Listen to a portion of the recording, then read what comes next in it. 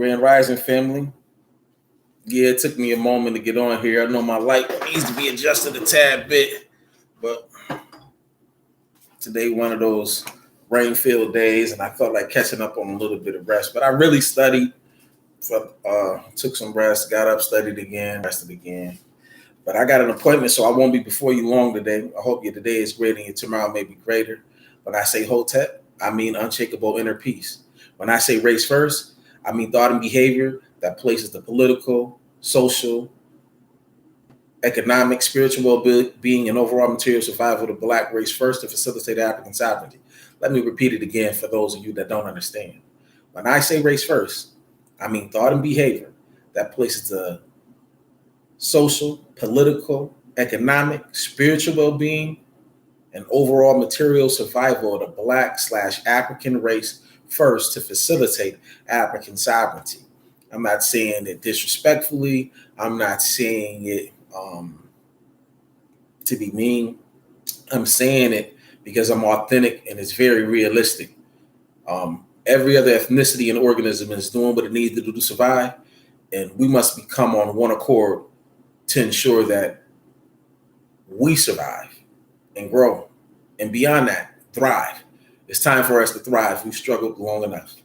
So without further ado, I'd like for you to hit the like button, subscribe, go to the description section if you want some of those free resources and take advantage of them. Also, if you feel as so inclined to donate for the cause, we appreciate you in advance, and may the ancestors return favor to you 10,000 times fold. Also, Ashe. Also, I think I said all of that. I'm trying to remember. I know it was something else I was going to tell you. Share, like, subscribe, comment, description. True. Oh, tell me what city you tuning in from. I don't care how, if you don't see this for the next 5 years. Whenever you get here, let me know what city you were tuning in from. Let me know what you've learned from Blueprint for Black Power thus far. Let me know what other books you'd like for me to read or for me to share, for us to discuss. You can also go to my about information on my page, on my channel, Omnipotent the Reading Cipher. And you can email me if you have questions or if you have ideas, if you want to collab, if you want to do business, if you want some help, you know what I mean? If you just need some personal motivation or something like that. Y'all know I'm a certified personal trainer. I'm a motivational speaker, an avid reader.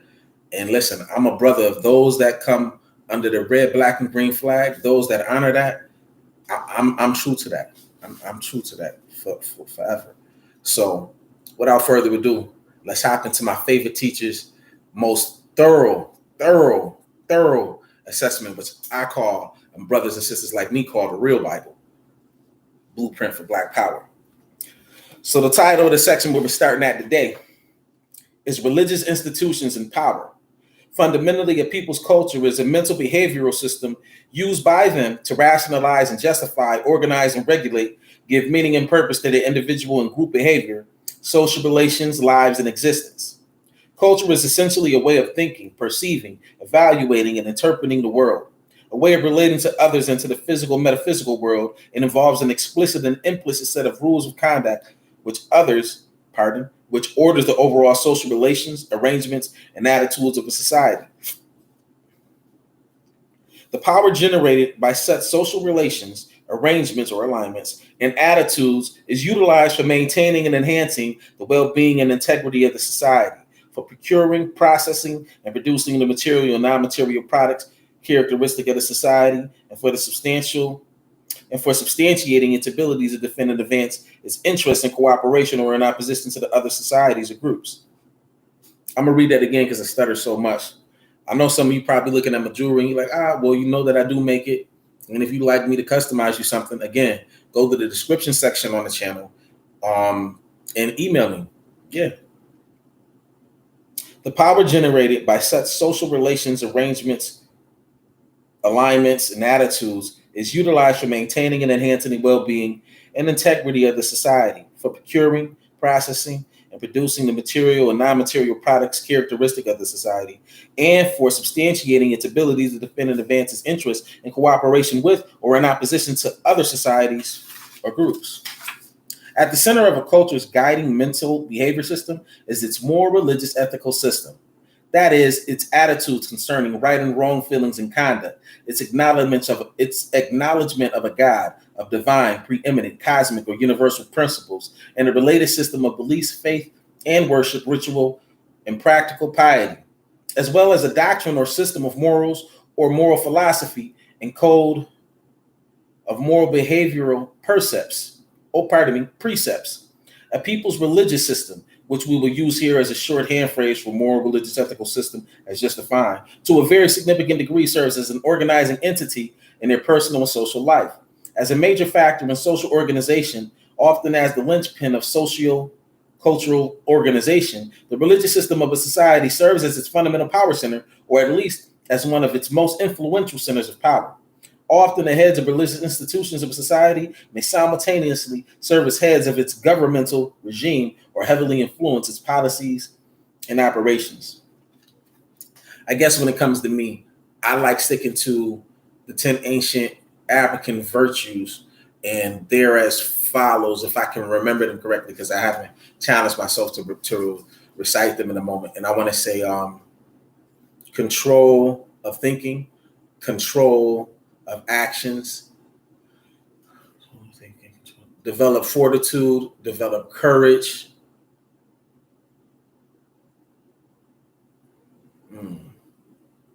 I'll find them and I'll probably post them in the comment section when I come back to the video. It's on the tip of my tongue though. Have faith in one's ability to learn, have faith in a master teacher. Nope. Before that, it was maintain a mission. Maintain a mission. Also, maintain a path of spiritual righteousness. Then it was, I got them. I might have them mixed up. Hold on, give me a second.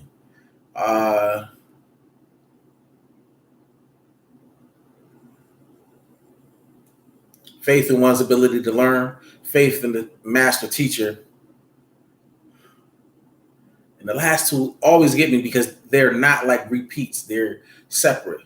Maintain a path of spiritual righteousness. Be prepared for initiation to higher power. Be prepared for initiation to higher knowledge, which is the last one.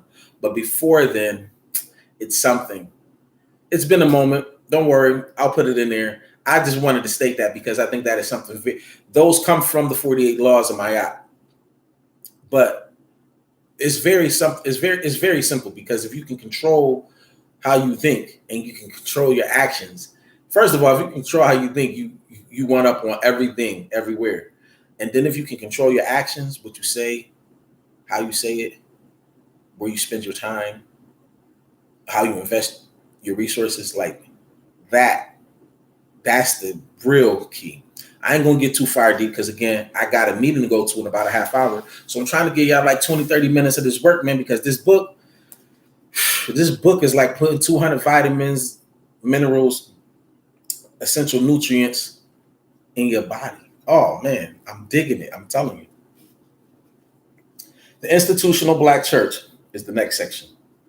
The institutional Black church and the Black preachers are cultural icons in the African American community. Black preachers have led African American community from slavery to present. Rarely has a secular leadership establishment gained long-term and broadly effective influence in the African American community superior to that of the ministerial establishment. Black preachers have been consistently and almost exclusively supported by the Black community. This type of support has provided many of them with the power of relative independence. The relative independence and the relatively open time schedule enjoyed by the ministerial profession have permitted them larger degrees of freedom and social latitude than is the case for would-be secular leaders who practice other professions or work at other jobs, usually in the employ of white establishments. However, the foundation of Black ministerial power, influence, and leadership in the African American community is in largest part due to the custodial control of the key cultural institution, the institutional Black church.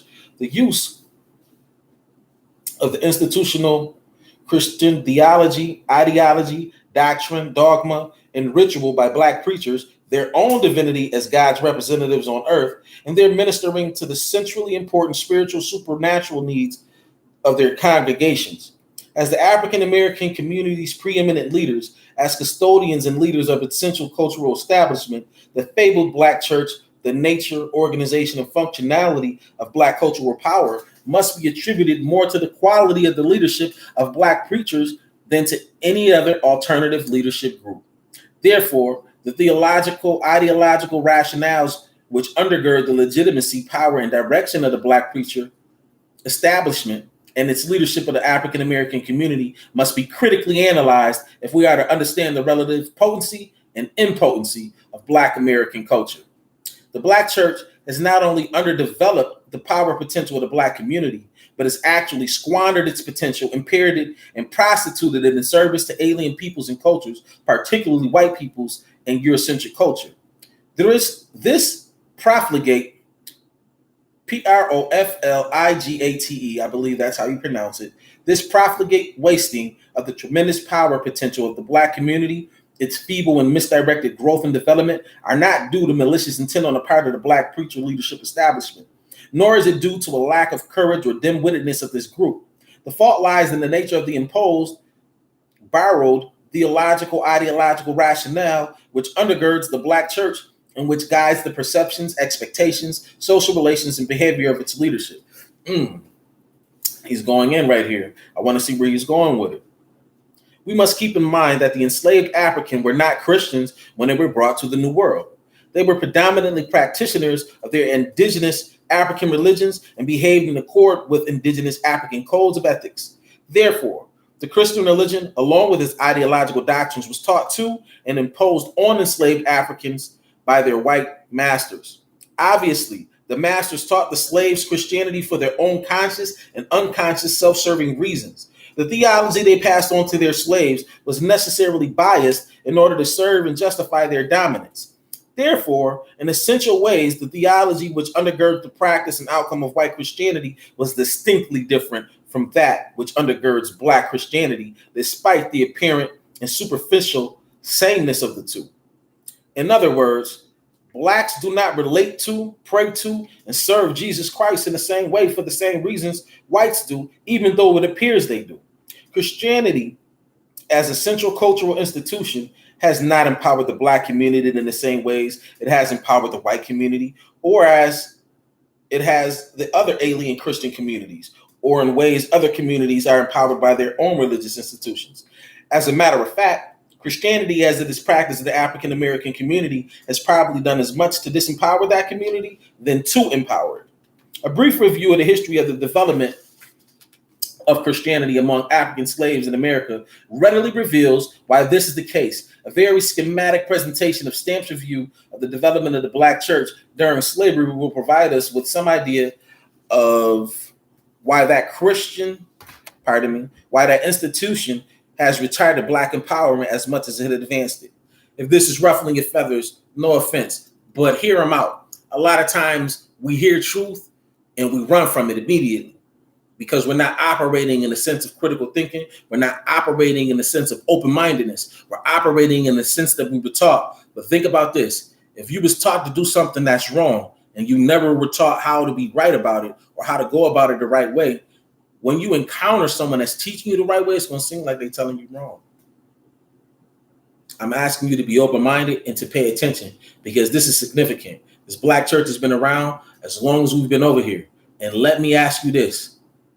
Where are the mass hospitals that the Black churches produce? Where are the mass Black-owned, Black-taught, Black-educated school systems that they have put in place? Where are the Black banks that they have put in place? Where are the masses of Black farmland and agricultural corporations that they have created? There are none. The only people that are eating are the people that are conducting and controlling the services. Those people that come there on a daily basis, I'm not saying they don't get taught things that inspire them I'm telling you to pay attention. Reality. Stop accepting the reality that was imposed on us, that we were taught, that was just handed down to us.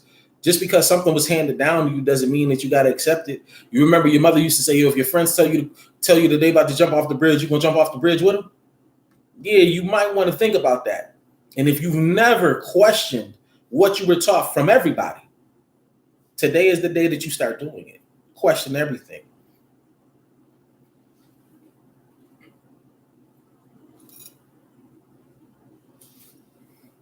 So let me just read that part again. A very schematic presentation of Stanford's view of the development of the Black church during slavery will provide us with some idea of why the institution has retarded Black empowerment as much as has advanced it. Many masters considered Christian indoctrinations an offensive method of keeping slaves docile and contented. When the first Africans were imported in the 17th century, some purchasers opposed converting them to Christianity, lest baptism give them a claim to freedom. After the colonial legislatures provided that conversion would not have this effect, the opposition diminished. Therefore, most masters encouraged Christian proselytization among their bondsmen, and conversion proceeded rapidly. The master class could look upon organized religion as an ally. Church leaders now argue that the gospel, instead of becoming a means of creating trouble and strife, was really the best instrument to preserve peace and good conduct among the Negroes. This was a persuasive argument. In point of fact, recalled one churchman, it was this conviction that ultimately opened the way for the gospel on the larger plantations. Through religious instruction, the bondsman learned that slavery had divine sanction, that insolence was as much an offense against God as against the temporal master. If Christian doctrine taught them, the slaves, respect and obedience to their superiors, made them more pleasant and profitable servants, and aided the discipline of a plantation in a wonderful manner. The master class understood, of course, that only a carefully censored version of Christianity could have the desired effect. Inappropriate biblical passages had to be deleted. Sermons that might be proper for freemen were not necessarily proper for slaves. Church leaders addressed themselves to this problem and prepared special catechisms and sermons for bondsmen and special instructions for these concerned with their religious indoctrination. Religion, in short, should underwrite the status quo, emphasis added. The ambivalent nature of the Christianity to which African slaves were converted and to which large segments, if not the large majority of the African American community and its preacher leadership are committed to today, is readily discernible. We use the term ambivalent meaning to act in two opposite directions simultaneously, to serve two opposing purposes at the same time, to bring attention to the fact that Christianity taught the slaves by their masters or by the dominant whites served to rationalize and justifies the status quo of white mastery and Black slavery. White dominance and Black subordination, white command and Black obedience. This ambivalent function of Christianity as taught to African slaves remains embedded in the ethics derived therefrom, function to sustain white domination by other groups, and Black subordination by means of inducing Blacks to believe in and follow what appears to be divine, objective, race-neutral sayings, proverbs, ethical rules, and moral preachments. However, any cursory examination of the mundane outcome of the belief and practice and of such preachments is startlingly different and almost completely opposite for whites and Blacks. Check this out. For whites, Christianity empowers, justifies their sense of moral superiority, justifies and dictates their dominance of non-whites, provides material enrichment, provides material comforts, reduces material suffering, is self-affirming, produces tangible and desirable results in this world as well as the world to come, promotes the worship of a God whose image appears to be their likeness, provides a rationale for their racial self-centeredness, selfishness, and exclusivity by confining the practice of brotherly love and equality, self-sacrifice, and the like within the borders of the white race. For Blacks, Christianity disempowers, induces a sense of moral inferiority, preaches submission, subordination, and obedience, is associated with material deprivation, sanctifies material discomfort and suffering, is self-negating, self-effacing, produces relatively few tangible and desirable results in this world while emphasizing pie in the sky, otherworldly rewards. Promotes the worship of a god that wears a non-African face and bears the facial image of their white dominators and enemies, leading them to consciously worship white people, to think of them as more godlike than themselves, to perceive them as divinely ordained to rule over themselves, to associate whiteness of skin with all that is good and blackness of skin with all that is bad. Provides a rationale for racial self-denial, selflessness, inclusiveness, etc., by expanding the practice of brotherly love and equality, self-sacrifice, and the like to all beyond the borders of the African race. Christianity, theology, and ethics, especially in the form of good and evil, good and bad percepts and behavior, constitute the principal form of white and other groups' domination of blacks. The acceptance by Africans of white valuations and definitions of good versus evil, good versus bad attitudes and behavior, and the African acceptance of white valuations and definitions of good and evil, good and bad as objective, divinely inspired, universal and race neutral, allows them to be duped and dominated by whites simply through the media of ideas. The uncritical acceptance of such non-African religious precepts as universal, as applying with equal effect across all groups and individuals without regard to socio-historical context or situation, without asking, good for what? Good for whom? Evil for whom? Good from whom's perspective? Evil from whose perspective? Can become the vehicle for dominance by the group whose good and bad, good and evil precepts are accepted, and thus the vehicle for subordination by the group which accepts them. Listen. Germane to this discussion of how one group can dominate another through the acceptance of the ideas of the dominant group by the subordinate group is Wartenberg's analysis of Nietzsche's philosophy of domination based on the premise that one group can dominate another through ideas alone. Wartenberg argues that Nietzsche has demonstrated that it is possible for one group to dominate another group by means of ideas, by getting that group to think about themselves in a manner that allows them to be subjugated. Such a form of domination is able to succeed because the true nature of the ideas by which it occurs is concealed in a form of language that has the appearance of objectivity.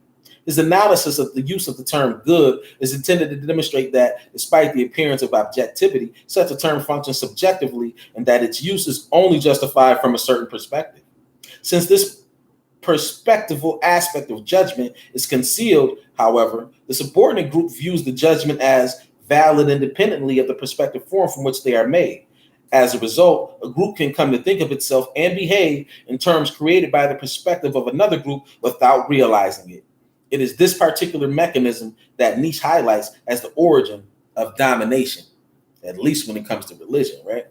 Wartenberg goes on to contend that all evaluative judgments are made from the perspective of the ability of an item to fulfill its functions. In fact, judgments using the term good without qualification merely conceal the fact that the term good always means good for the following end. The attribution of good, bad, or evil to human attitudes, thoughts, and behaviors fits someone's purposes, even though the judgment itself does not make reference to these purposes. These types of attributions lie at the heart of the Black church theology and ideology, and at the center of the political ideology operationally accepted by the African American community, its Black church, and secular leadership. Both the theologies and ideologies imposed on them by white American church and political communities are designed by white American church and political communities, are designed to serve as the mental means by which whites and other non-African groups manipulate and exploit blacks. Let me read it again because I definitely probably confused you with that. These types of attributions lie at the heart of Black church theology and ideology, and at the center of the political ideology operationally accepted by the African American community, its Black church and secular leadership. Both the theologies and ideologies imposed upon them by the white American church and political communities are designed to serve as the mental means by which whites and other non-African groups manipulate and exploit blacks. Black preachers are ardent advocates of racially biased theologies, and political ideology become the unwitting allies and mercenary surrogates for the domination and exploitation of the African community by whites and other outsiders whose theologies and ideologies they uncritically adopt. For little do these ministerial leaders seem to know that the term good, as used by whites and other outsiders, functions as a means of affirming their own self-evaluation, grows out of their own triumphant self-affirmations, equates good, noble, power, beautiful, happy, favorite of the gods in reference to themselves, and posits the characteristics of their own group is worthy of emulation. Wartenberg with all quotes except the first and last from Nietzsche. For whites and other groups, the term bad is used to characterize the traits and behavior of those unlike themselves and those who do not live up to their cultural ideals and expectations, which they themselves readily and shamelessly violate in the interest of their self-preservation and predominance. For it is most interesting to note that if African Americans thought and behaved in ways judged as good in terms of ways which facilitate their economic and social enrichment, material well-being, their ability to exploit their own economic and cultural resources, such thought and behavior on the part of blacks will be condemned by other ethnic groups as bad, reverse racism, racist, selfish, as creating racial tensions, race hatred, unchristian, and a host of other derogatory terms, the use of which, in final analysis, is designed to maintain the racial, economic, political status quo, that is, maintaining blacks in positions of subordination. Unfortunately, they will be joined in chorus by a host of influential black preachers, black Christians, their black ideological sympathizers, and black assimilationists, all unwittingly indoctrinated by imposed, borrowed, or inherited white self-serving Christian theology and political ideology, charading as divinely inspired universal precepts and expectations.